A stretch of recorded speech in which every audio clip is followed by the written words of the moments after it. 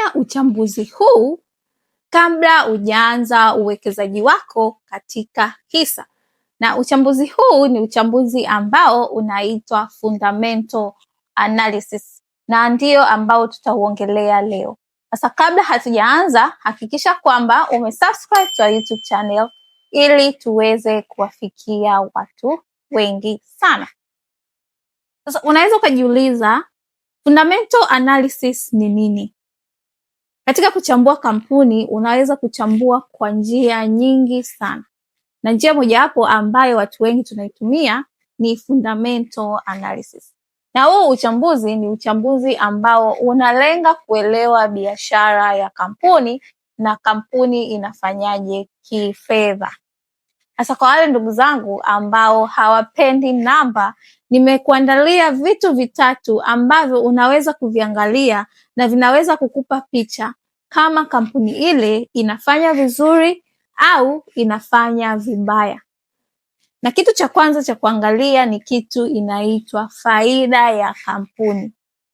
Sasa unapofanya uchambuzi huu unatakiwa uangalie kampuni ninayowekeza, je, inapata faida au inapata hasara? Na kwa nini uangalie faida? Faida ndio kitu ambacho kitakuwezesha kujua kama utapata gawio au hautapata gawio. Kampuni inayotengeneza faida ndio kampuni ambayo itawazawadia wanahisa wake gawio. Na unapoangalia faida hii, usiangalie tu ule mwaka wa kwanza. Hakikisha kwamba faida ile ni ya miaka 5 au miaka 10 iliyopita. Na hii ndo tunaita sustainable profit. Kwa sababu unaweza ukaangalia mwaka wa kwanza na ukaona kampuni imepata faida na ukasema hii ni kampuni nzuri kuwekeza. Ukasahau kwamba ule ni mwaka wao wa kwanza.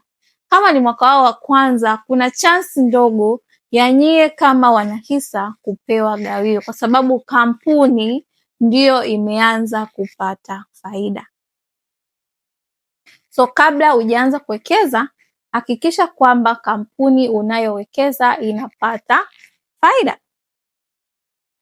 Kitu cha pili ambacho unatakiwa uangalie ni kitu inaitwa madeni. Sasa kampuni inajiendeshaje? Kampuni inaweza ikaendeshwa kwa njia mbili. Njia ya kwanza, kampuni inaweza kujiendesha kwa madeni au kwa mtaji wa ile kampuni. Sasa kampuni kama inaendeshwa kwa madeni, tunasema kwamba kampuni itaanza kulipa madeni kwanza, alafu nyie kama wanahisa ndio mtafuata. Sasa hakikisha kwamba umewekeza katika kampuni ambayo haiendeshwi na madeni kwa kiasi kikubwa. Hakikisha unawekeza katika kampuni ambayo inajiendesha kwa mtaji wa wanahisa. Na hii itamaanisha kwamba kampuni ile itabaki na pesa nyingi ambayo itaenda kwa wanahisa au itafanya further investment.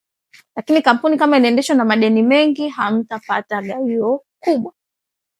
Na kitu cha mwisho cha kuangalia ni hakikisha kwamba kampuni ile unayopata ina pesa ya ziada ya kutosha, au kwa jina lingine inaitwa free cash flow. Na kwa nini tunasema uangalie kwamba kampuni ile ina pesa ya ziada? Pointi ya kwanza nilisema hakikisha kwamba kampuni ile ina faida. Lakini kumbuka ile faida inaweza kuwa ni faida tu ya vitabuni, na ile faida haireflect kwenye the bank statement au kwenye the cash flow statement ya kampuni ile. Hakikisha kwamba umewekeza kampuni ambayo faida inayopata inakuwa reflected kwenye cash flow. Mfano, nitatolea mfano. Watu wengi wanaanza biashara na unaweza kuona mtu huyu anauza vitu vingi sana, lakini at the end of the day ukimuuliza pesa iko wapi au faida iko wapi, atakwambia hana pesa. Ni kwa sababu usiangalie tu ile faida, hakikisha kwamba ile faida inakuwa reflected kwenye cash flow. Na kampuni ikiwa ina pesa nyingi ya ziada, inamaanisha hii ni neema kwa wanahisa. Wanahisa wataweza kupata gawio kubwa kwa sababu kampuni ile ina free cash flow.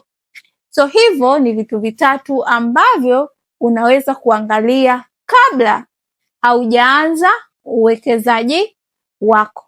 So this is Nuru, your wealthy friend. Hakikisha kwamba umesubscribe to YouTube channel yetu ili tuendelee kukua na kukua. So see you